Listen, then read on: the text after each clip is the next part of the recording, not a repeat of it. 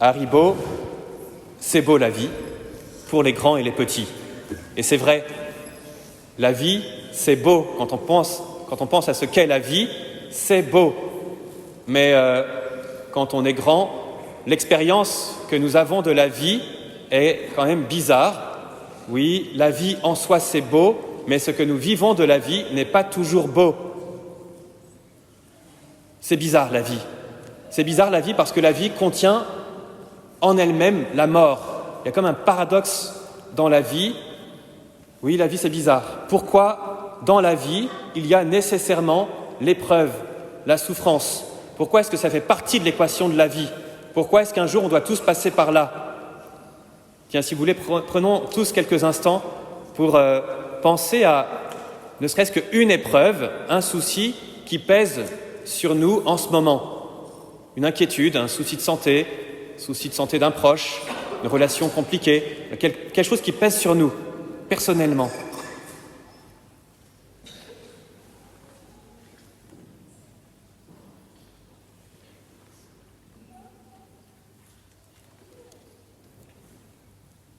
Et vous voyez, parfois ça s'enchaîne. J'ai mal au genou, donc je ne peux plus travailler, donc j'ai des soucis financiers, donc j'ai des soucis familiaux. Et ça s'enchaîne comme ça. Alors on va chercher des trucs, des techniques, peut-être, sur Internet, des techniques de bien-être. Et parfois, il y a de bonnes choses qui nous sont proposées.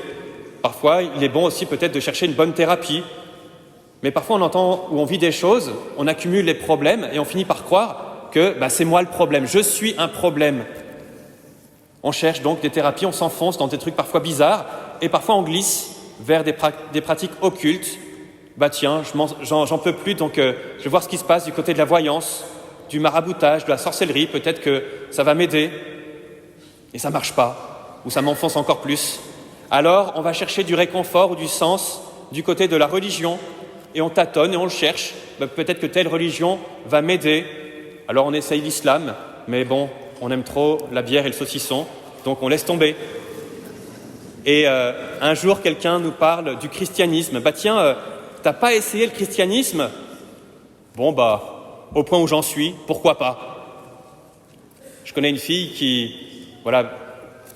qui avait sur ses épaules la charge du célibat. C'était très dur à porter pour elle.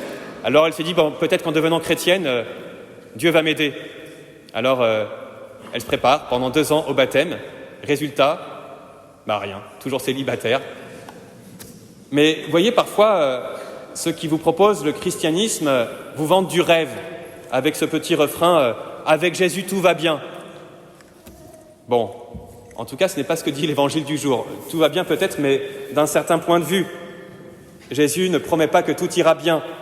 Au contraire, il dit « Si quelqu'un veut marcher à ma suite, si quelqu'un veut être mon disciple, et dans quelques instants, Ashley, Milena, vous allez devenir enfants de Dieu, disciples de Jésus, c'est-à-dire le choisir comme maître de votre vie, et vos parents, parrains, marraines, vont vous accompagner sur ce beau chemin de disciples de Jésus. Mais si quelqu'un veut devenir mon disciple, si quelqu'un veut marcher à ma suite, qu'il prenne sa croix et qu'il me suive. Vous voyez, tout de suite, ça devient moins intéressant.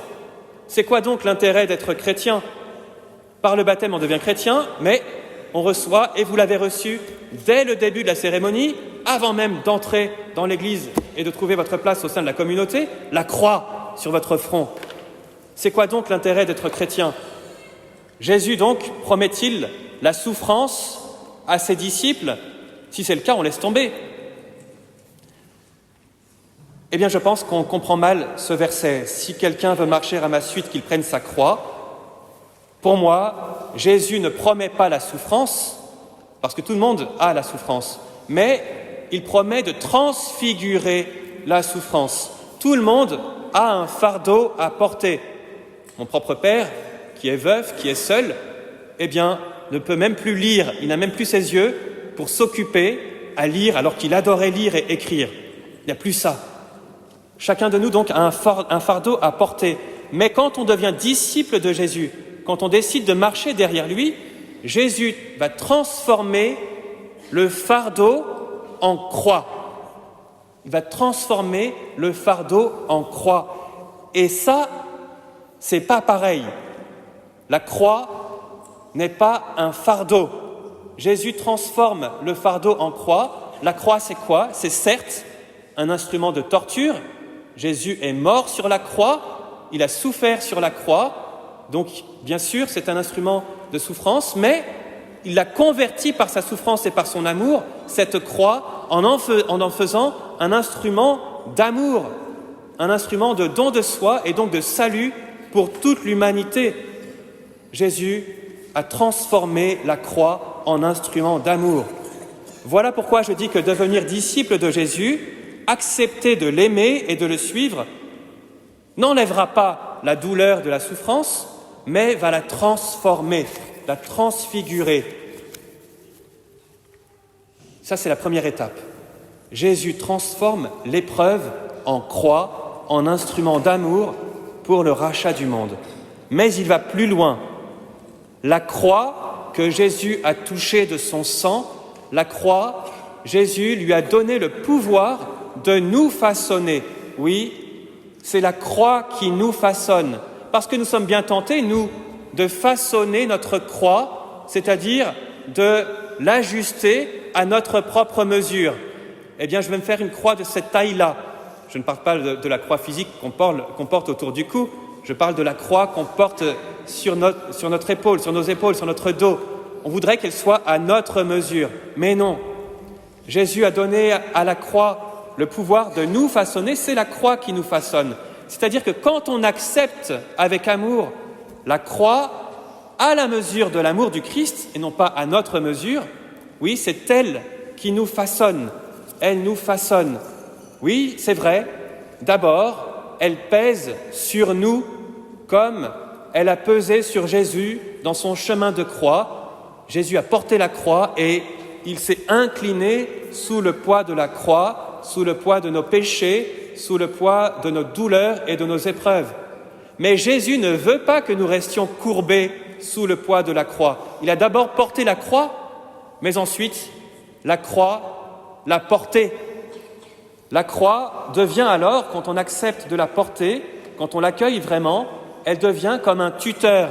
Vous savez, ce bâton rigide qu'on plante à côté des arbustes pour qu'il pousse droit. Eh bien, la croix, finalement, si on accepte de la porter, c'est elle qui nous porte, c'est-à-dire qui nous maintient, qui nous rend solides, qui nous rend debout comme un tuteur.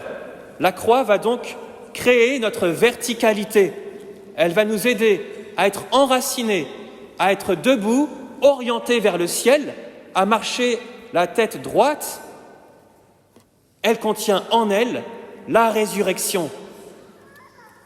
Donc, quand on est chrétien, on ne se dit pas « bon, on verra si demain ça ira mieux ». Certes, la vie contient en elle-même la mort, mais la croix contient en elle-même la résurrection. Par la croix, j'apprends à être debout à la manière du Christ.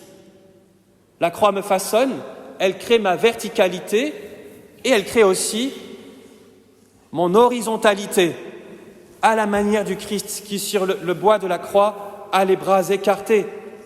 Avec Jésus, j'ai à mon tour les bras ouverts pour aimer mon prochain. J'ai le cœur accessible qui se laisse transpercer et qui devient une source d'amour, comme le cœur de Jésus, pour mon prochain.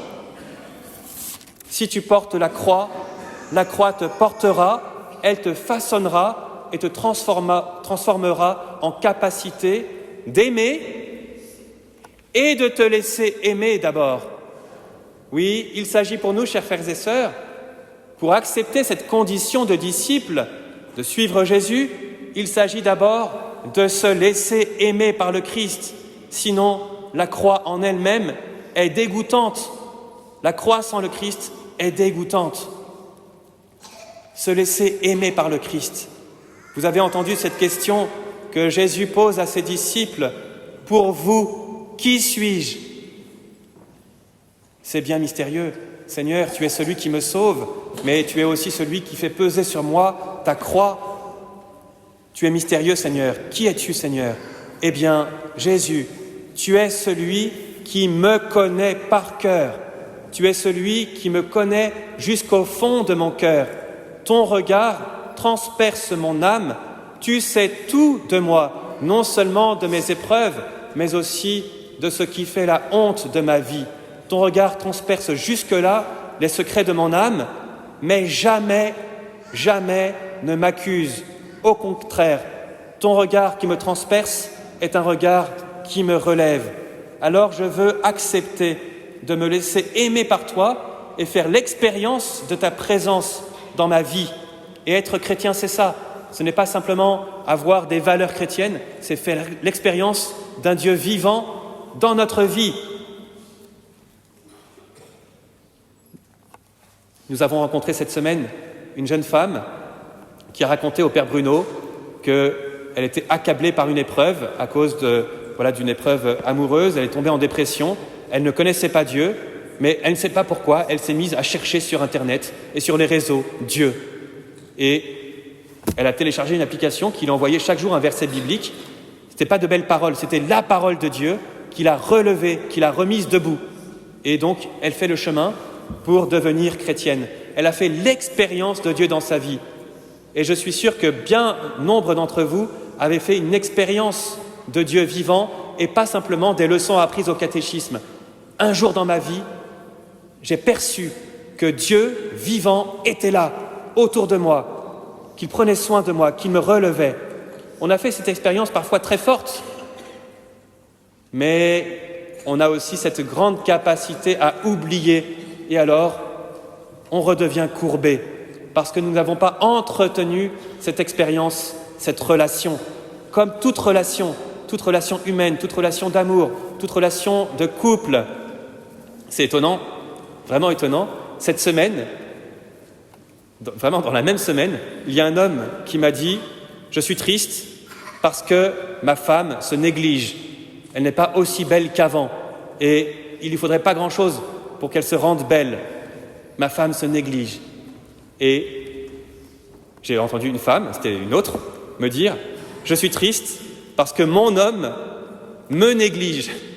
Il ne prend pas soin de moi, il n'est pas attentionné. » Vous voyez, souvent c'est un peu comme ça dans les relations, surtout dans les relations d'amour.